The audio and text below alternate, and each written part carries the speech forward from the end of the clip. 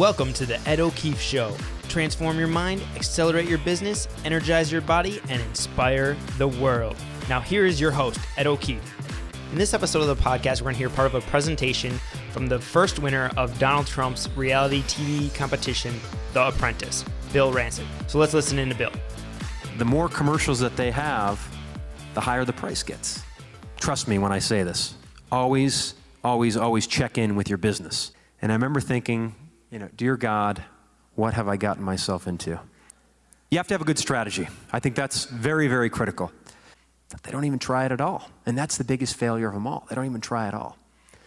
Things changed. Then this .com boom came rolling through. Do you guys remember the .com this and the .com that? They were buying up radio ads everywhere because they had all this money from venture capital. And it was unbelievable, what they were willing to pay. And what had happened was, in radio, and many of you who advertise know it's about supply and demand. And the more commercials that they have, the higher the price gets. They only have X amount of spots per hour. So what had happened was, these .com people were raising the price of every single ad that was happening. And it was causing me to spend 3 or 4 times what I was spending. And I thought to myself, wait a minute, this isn't working. This isn't going to work for me because I'm not going to get my return on my investment. And I took the blinders off and I changed my whole business model. I changed the way I thought about how I was doing this. And I pulled back from the Cigar of the Month Club business and I redirected our efforts into wholesale distribution. How many people have been in practice for more than 10 years? I ask you this, what are you doing differently today than you did 10 years ago? Because most people, probably not much. They're not evolving. They're not looking at what's happening around them. Peripheral vision in business is so important. You've got to be willing to be agile and to adapt and to change your game plan. And if you don't, your competitors will, and they'll put you out of business. You always got to be thinking, and you always have to pay attention to what's going on because the world is always changing. And there's innovation that's occurring all the time. Are you participating in that, and are you reaping the rewards? So we redirected all of our efforts and we got into the wholesale distribution side of it. And boy, I'm glad we did because our competitors who were doing wine of the month and beer of the month, they forged ahead and they bought that advertising and they had these grandiose holiday campaigns. And a year later, they all had to file for bankruptcy. So trust me when I say this. Always, always, always check in with your business. Don't let it go on autopilot because if you do, it's going to get away from you and it may reach the point of no return. So the business today is doing very well. We now are into different avenues. We manufacture food products and spices, and the company last year did about $90 million as a whole. So it's come quite a long way from, thank you. But about 5 years ago, I kind of stepped down from doing the day-to-day operations, and I joined the board of directors of the company. And I got a call from a friend of mine's mother, and some of you have heard this story, but my friend's mother was a talent agent in Chicago, and she represented kids. And she called me up and she said, Bill, I got a fax that came across my desk today. There's a new competition show that's happening, and if you win this thing, you're going to be Donald Trump's right-hand man. She said, what do you think? I said, well, it sounds kind of interesting. Can you maybe send me an email and I can look at what this is all about? And she said, well, no, actually I can't. I made you an appointment on Thursday at 3 o'clock. You better be there. So she was the kind of lady you didn't want to say no to. So I go to this meeting and I meet with these producers and they explain the concept of this show, how there's going to be, new business that started each week and there's a winning team and there's a losing team. And, you guys know someone gets fired. So they asked me if I wanted to continue the interview process. And, they had about 250,000 applicants that initially applied, and they narrowed it down to 50, and they took the final 50 to Los Angeles to put them through a battery of tests. I mean, IQ tests and psychological exams, and I'd never been through anything like this in my life. It was quite the week. But then at the end of the week, I met with a fellow named Mark Burnett, and he asked me if I wanted to compete on the show, and of course I said I would. And he said, well, there's just 2 things. One, you've got to wrap up all your business in Chicago and be in New York, and you've got 2 weeks to do it. And the second thing is you cannot tell anyone where you're going to be for these 13 weeks. Well, I had to disappear for 13 weeks. I couldn't tell anyone. So I left that meeting, and I went into another meeting, and This meeting was with some of the best producers in Hollywood, and they were going to create a story for me to tell people where I was going to be for those 13 weeks. So they came up with a story that I was going to be in Havana, Cuba, buying tobacco fields, and I would have no contact with the outside world. Now, I thought that was funny, but what I found more humorous was that my friends believed me. These guys, they lost a lot of credit with me. So I go to New York, and I'm ready to take on the big business of Manhattan. And I get there, and we get saddled with our first task, and our first task is to sell lemonade on the streets of New York City. And I remember thinking, dear God, what have I gotten myself into? I'm in a suit and tie, it's 98 degrees out, and I'm selling lemonade on Fifth Avenue. I mean, this was utterly humiliating. Not to mention we lost that first task. But then the tasks got larger and larger and larger. And before I knew it, I looked to my left and I looked to my right, and there was only one other guy still standing there. And with just my luck, he had his MBA from Harvard. So I had to go against a Harvard MBA, and I battled it out with this guy until the very end. And then in front of, I think it was like 35 million people on live national television, Trump gave me the nod. He told me I was hired. It was quite an exciting night. It was, a long process to get there. But it was short-lived because I got whisked away, and I had to go on a 2-week tour of the talk shows. Jay Leno and Larry King and Ellen and The View twice and the Today Show 3 times. I mean, you name it, I had to go through that whole process. Where were those people 14 years ago when I was stuck doing the Danny Bonaducci program? But I got back here to Chicago, and I was sitting on my couch in my family room, and boy, I hadn't had any peace or quiet in months. Because it was such a grueling process. And I hadn't had a good night's sleep. I mean, the whole competition thing, you averaged about 2 hours of sleep a night, and you had no days off, maybe 3. I mean, it wore you down. But I remember sitting there, and I remember thinking, why did I win? What separated me from the pack of all these people? And I think one thing is I had a good strategy. How many people in their practice have a strategy for what they're going to do for the 2009 calendar year? Okay, maybe 5% of the room. Strategy is very important, and I had an overwhelming goal here. I had to compete for 13 weeks. I had to start 13 different businesses, and I had to work with people that I probably ordinarily wouldn't work with. But it was a big challenge that I was faced with. So I used a strategy that marathon runners use. Has anyone in the room ever run a marathon? Okay, a few. Well, a marathon is 26.2 miles. And when a marathon runner starts that race, his goal is to cross that 26.2 mile marker. But in order to get there, he sets little goals for himself along the way. And he knows he has to get to mile 5. And he knows he has to get to mile 10 and 15. And by doing that, he's able to realize little successes on his way, which keeps him in that race till he crosses that finish line. Well, on The Apprentice, I had 13 weeks, 13 different business challenges that I was faced with. So I set little goals for myself along the way. And the first one was, dear Lord, please don't let me be the first guy to get fired. I mean, that's pretty humiliating. The first guy who got fired, incidentally, was a doctor, and he had his MBA from Columbia. I mean, the guy was a genius. And he gets fired. I'll give you a little sidebar story. I know this isn't going to help you make money, but it's funny.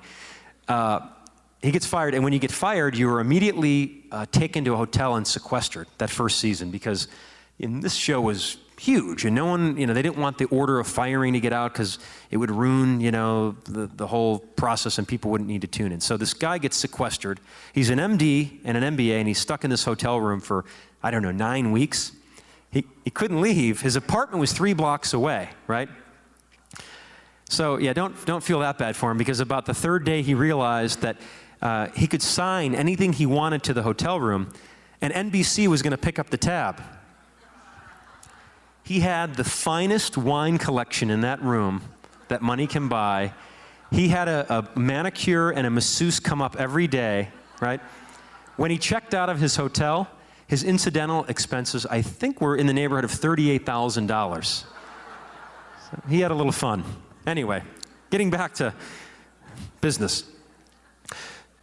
You have to have a good strategy. I think that's very, very critical. A couple other things, though, that I think are important, and especially in a practice. One, there's a term called practical execution. So many people, boy, they talk a great game, and they're going to make $1 million doing this, and they're going to grow their practice by doing that. But 99% of those people, it's just talk. They don't execute their plan. They don't do what they say they're going to do. You've got to walk it like you talk it, people. And if you say you're going to do it, you got to do it. But I believe everyone in this room is already halfway there because you're here today, and I think that's a good start. But practical execution, that's very important. Secondly, you have to be agile. We talk about agility. Had I not been agile with my cigar business, I would have been out of business. You've got to be willing to take those blinders off, and you've got to look around you and see what's happening and change up your game plan on the fly.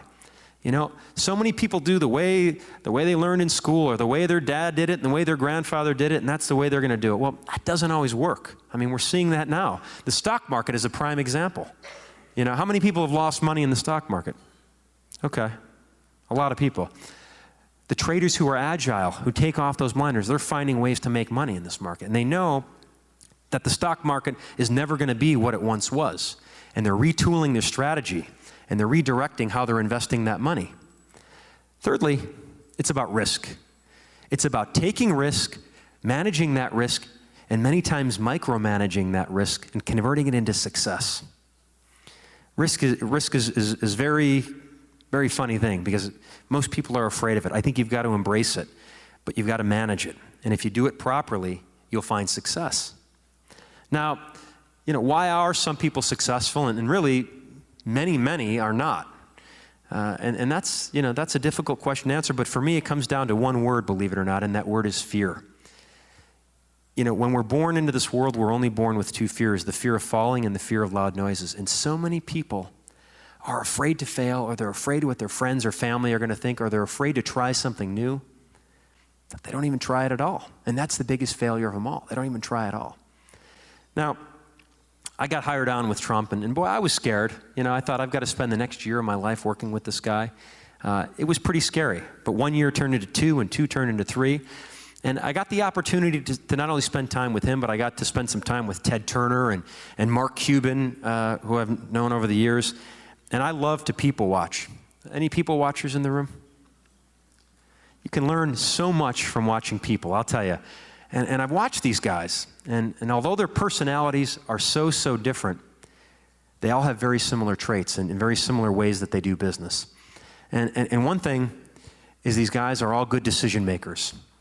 It may seem very simple to you, but most people have a very difficult time making decisions, and making decisions quickly, educated decisions, because they analyze too much, analysis paralysis, and they miss out on opportunity. Secondly, they have good relationships.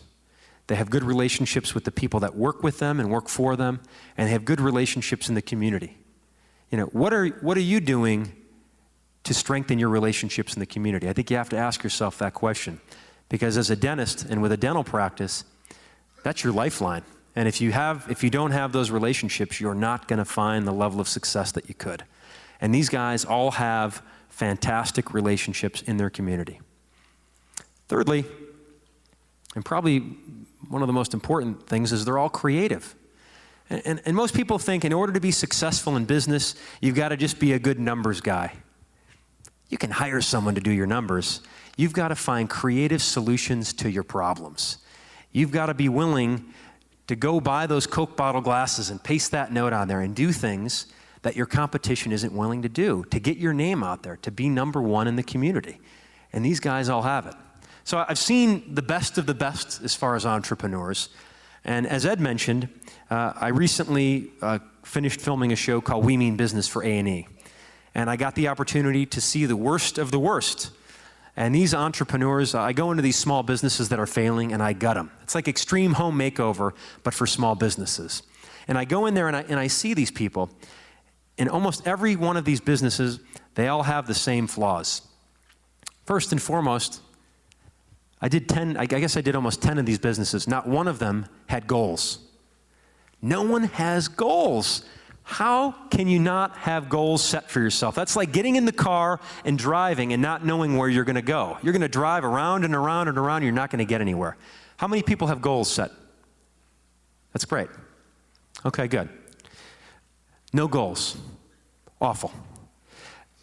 Secondly, these people, they go into work every day and they don't make the best use of their time.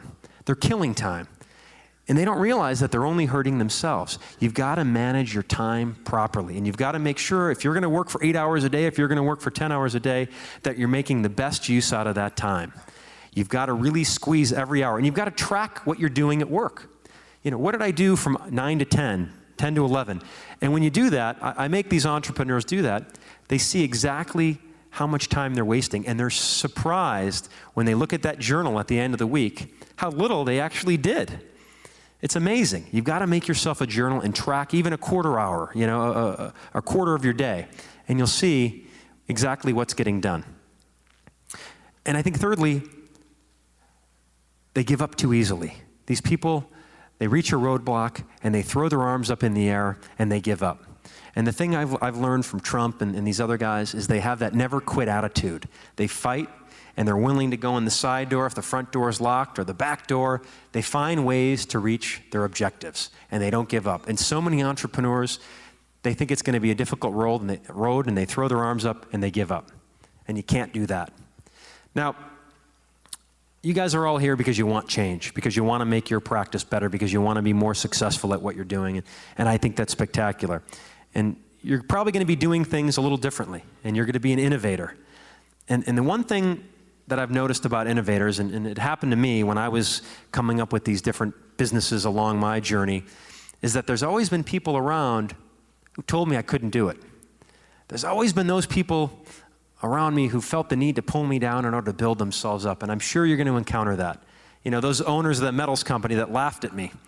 I ran into them, I guess it's been almost 2 years now, and at a fundraiser, and they came running up to me and they said, "Bill, we knew you were going to be successful." I said, "No, you didn't." But you can't give up. So I want to leave you with this because, change is not easy.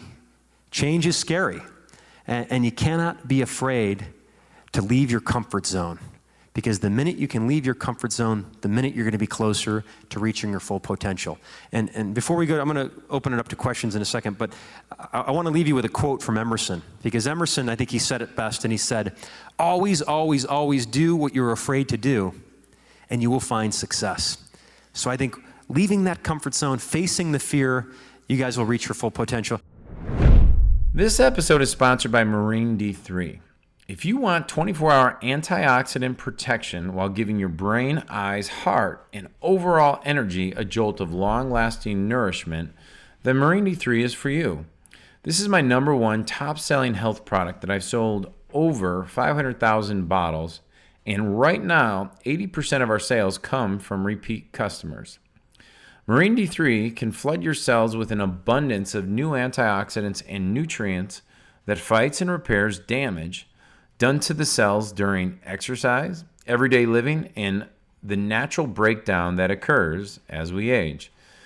After 15 years of research and over $39 million spent on clinical studies, a renowned biochemist has found one of the world's greatest antioxidants. It's called CNLP, hiding deep below the ocean surface.